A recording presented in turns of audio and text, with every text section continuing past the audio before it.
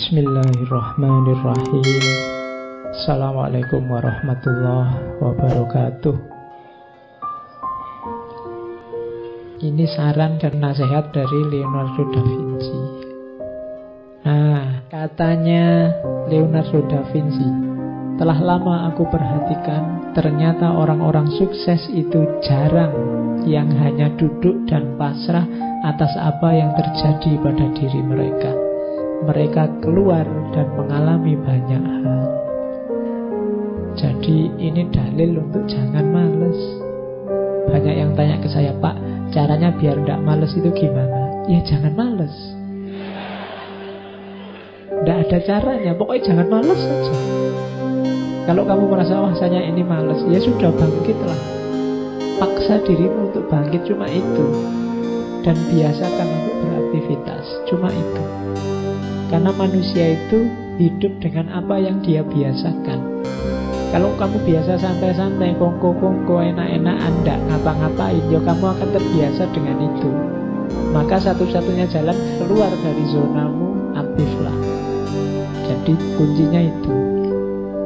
Katanya Leonardo kan, saya sudah cek sendiri, semua orang sukses itu tidak ada yang dengan diam dan pasrah. Sukses di bidang apapun, sukses di bidang apapun. Tapi saya suksesnya ingin di bidang sufi ya Pak, yang pasrah, rela misalnya. Loh, kok anggap sufi-sufi itu terus diam saja? Tidak. Mereka mengejar anugerahnya, mengejar ridhonya. Oh, mereka justru tidak tidur siang hari, malam hari, isinya ibadah. Tidak ada yang kok males-malesan itu, tidak ada.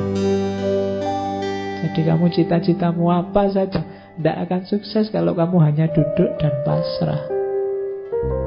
Tapi sekarang bisa loh Pak, jualan, pegang HP sambil duduk-duduk. Iyalah, tapi ya tetap nggak bisa diam saja. Jadi rumus pertama itu, kamu harus aktif. Dan rumus keaktifan itu kalau di Islam kan jangan dibayangkan kayak 1 tambah 1 2. Keaktifan itu upaya kita bergerak, tidak usah dipikir hasilnya. Kadang-kadang karena mikir hasil ini kan terus kita jadi pesimis. Alah Pak, saya kejar kayak gimana pun yo tidak mungkin kelihatannya kan terus itu. Karena kamu bergantung pada amalmu, bergantung pada tindakan. Jangan, bergantungnya pada Allah. Kamu bekerja, kamu beraktivitas, kamu bertindak, itu ya karena sunatullahmu sebagai manusia. Hasilnya apa itu urusannya Allah, tidak usah kamu pikir. Jadi jangan salah identifikasi. Tugasmu cuma bergerak. Sering saya ilustrasikan ceritanya Nabi Ismail dan ibunya itu. Ketika Nabi Ismail bayi ditinggal berdua di Mekah, susah nyari air, lari-lari Safa Marwa bolak-balik 7 kali. Akhirnya dapat air dari kakinya Ismail yang menjejak tanah. Mbok ya dia jejak sejak tadi biar segera keluar. Loh, itu rahasianya Allah. Cara kerjanya memang begitu. Kalau pakai matematika, lari bolak-balik 7 kali tadi, ketemu airnya ya hasil lari ini tadi. Entah di sudut yang mana dari Safa dan Marwa terus nemu, ini air, kan gitu logika matematikanya. Tapi hidup tidak begitu. Kita kerjanya ini malah hasil keluar dari situ. Ini logika kerja dan hasil. Makanya sudahlah, pokoknya kamu aktif saja, kerja saja, tidak usah mikir dapat apa. Kalau kamu mikir target, kadang-kadang hasilnya malah kecewa. Pastikan yang kamu lakukan baik, bermanfaat, produktif. Nanti selanjutnya Allah dan sunatullahnya yang bekerja. Oke, kalimat selanjutnya konotasinya sama. Aku pernah terkesan dengan pentingnya tindakan. Ternyata tahu saja tidak cukup, kita harus menjalankan. Ingin saja tidak cukup, kita harus melakukan. Mimpi dan harapan saja ya tidak cukup. Kalau kamu hanya mimpi dan berharap, ya tidak ada aktivitasnya, ya tidak akan tadi mimpi jadi kenyataan. Untuk membuat mimpi jadi kenyataan, kamu harus bangun. Meskipun tadi awalnya mimpi, ya memang semuanya diawali dari mimpi. Tapi jangan mimpi terus. Jangan kok, Pak, hidup ini kan diawali dari mimpi. Saya makanya pengen tidur lagi. Oh ya enggak begitu. Nanti kamu bolak-balik tidur alasannya pengen mimpi. Enggak, biar mimpimu jadi kenyataan, kamu harus bangun. Seenak-enaknya sukses dalam mimpi jauh nikmatnya dibandingkan sukses dalam kenyataan. Kalau kamu hanya membayang-bayangkan dia, memimpi-mimpikan dia, tidak luar biasa. Nikmatmu hanya nikmat dalam khayalan. Kalau ingin senang beneran, ya kamu tembak beneran. Ini logika sederhananya kan begitu. Jangan cuma membayangkan, nanti diduli orang lain kamu bikin puisi.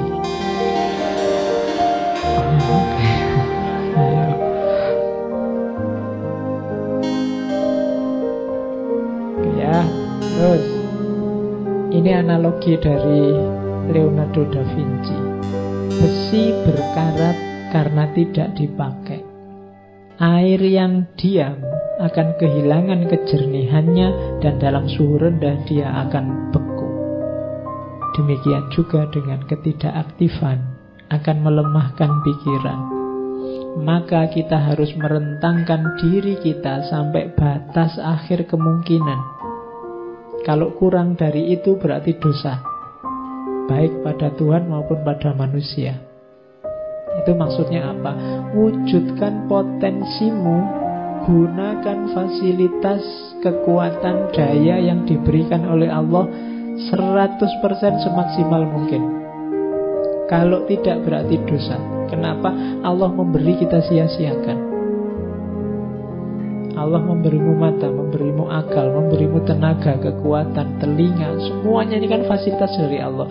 Manfaatkan semaksimal mungkin untuk kebaikan, cita-cita kebenaran, cita-cita keindahan yang kamu miliki. Kalau ada yang tidak kamu gunakan atau kamu gunakan setengah-setengah, katanya Leonardo, berarti kamu sedang berdosa. Pertama, dosa pada Allah karena menyia-nyiakan anugerahnya. Kedua, berdosa pada manusia yang lain karena kamu harusnya bisa memberi manfaat besar, tapi tidak jadi karena kamu malas. Jadi itu pesannya Leonardo. Kalau hanya dilihat pesannya saja kan tidak terbayang orang seperti Leonardo bisa ngomong kayak gini. Kamu ngertinya kan cuma lukisan-lukisan dan inovasi-inovasinya, tapi tidak akan lahir orang sebesar itu kalau tidak punya filosofi hidup yang hebat.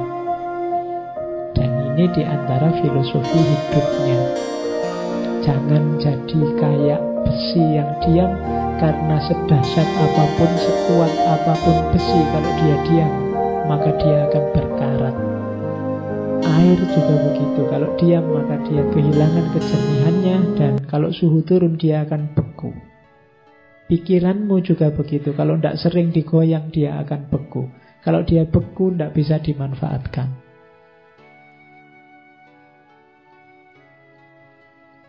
Oke, terus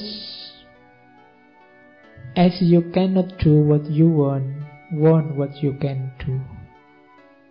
Kalau engkau tidak bisa melakukan apa yang engkau inginkan, maka inginkanlah apa yang bisa engkau lakukan.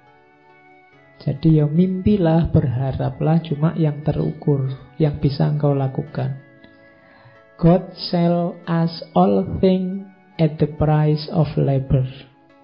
Tuhan itu memberikan pada kita segala sesuatu, tapi ada harganya. Harganya apa? Labor, kerja. Kalau kamu ingin dapat sesuatu, kalau kamu ingin menghasilkan sesuatu, mewujudkan sesuatu, akan diberikan oleh Tuhan, tapi tebuslah itu. Ada harganya. Harganya apa? Kerja. Jadi kerja itu harganya. Jangan diam. Makanya kalau dalam Al-Quran, innallaha la yughayyiru ma biqaumin hatta yughayyiru ma bi anfusihim. Jadi perhatikan kalimatnya, innallaha la yughayyiru. Berarti yang merubah tetap Allah, bukan kita. Kapan Allah merubah? Kalau kita yuhoyiru, kalau kita bergerak, berusaha mengubah, nanti Allah akan datang mengubah. Tapi kalau kita diam saja, Allah tidak akan mengubah. Jadi perubahan terjadi karena anugerah Allah. Tapi kapan anugerah Allah datang? Kalau kita beraktivitas, kalau kita berusaha, bekerja untuk mengubah. God sell us all things in the price of labor.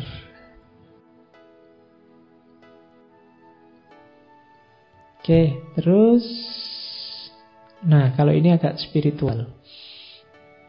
Once you have tasted flight, you will forever walk the earth with your eyes turned skyward. For there you have been, and there you will always long to return. Begitu engkau tahu rasanya terbang, selamanya engkau akan berjalan di muka bumi dengan mata menatap langit. Karena engkau pernah di sana. Dan kesanalah engkau akan selalu rindu untuk kembali. Ini dimensi spiritual, dimensi rohaniah manusia.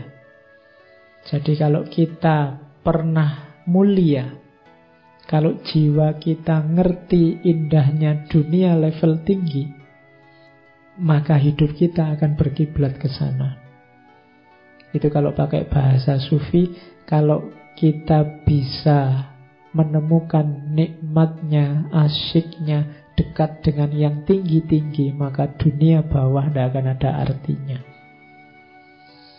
Kalau hanya kenikmatan fisik yang kita kenal, ya kiblat kita akan ke situ-situ saja. Tapi kalau kiblat kita lebih tinggi dari itu, lebih dahsyat dari itu, biasanya ya itu yang akan jadi tumpuan perhatian kita. Jadi hubungannya dengan mimpi tadi. Mimpimu setinggi apa? Itu biasanya sejauh pengalamanmu. Anak kecil yang belum mengalami apa-apa, mimpinya mungkin hal yang rendah. Pingin punya mesin yang bisa mengeluarkan permen terus, misalnya. Pingin punya, itu kan karena dunianya itu. Coba lihat Doraemon itu, bisa keluar mesin macam-macam. Tapi kan yang diminta yang sesuai kebutuhan anak kecil sebesar Doraemon. Coba kalau kamu yang punya Doraemon, wah bahaya. Yang kamu minta mesti yang aneh-aneh. Kenapa bisa beda? Level dunia yang pernah kamu alami, dunia idealmu hanya selevel itu. Kalau kamu ngerti dunia level sangat tinggi, kalau itu kan skywalk, dunia atas. Kalau dalam dunia sufi mungkin ya, kalau kamu ngerti indahnya dunia dekat dengan Allah, mungkin mesinnya Doraemon kamu minta, aku minta alat yang bisa dekat sama Allah terus ngono. Tapi kan tidak mungkin begitu. Karena yang punya Doraemon anak kecil, yang diminta level anak SD.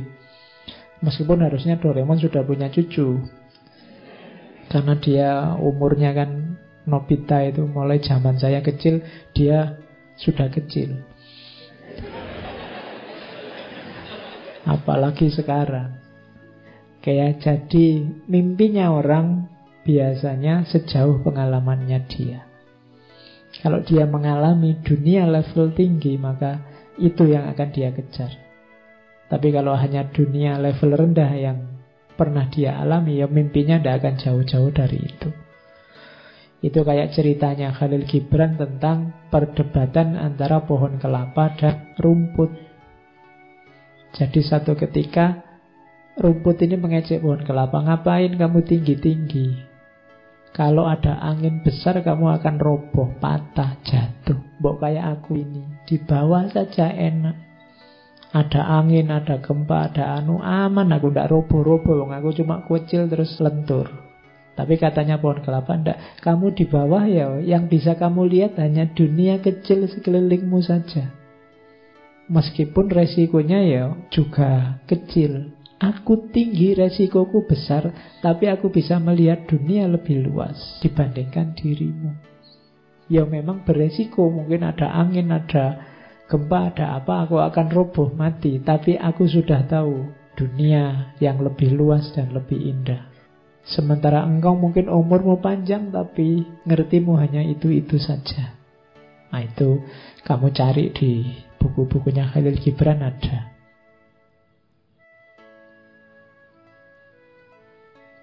Oke, terus nah, ini kamu ingat-ingat ya. Tipuan paling besar yang dialami oleh manusia itu bukan karena ditipu orang lain, tapi karena ditipu oleh pandangannya sendiri. Banyak orang yang tertipu, terjebak oleh pandangannya sendiri.